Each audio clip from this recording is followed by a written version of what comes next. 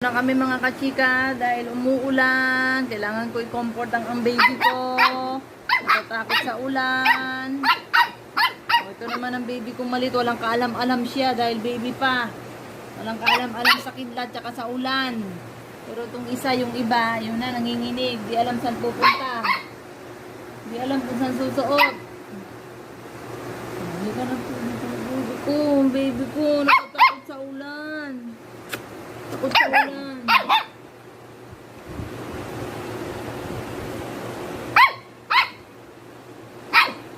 White.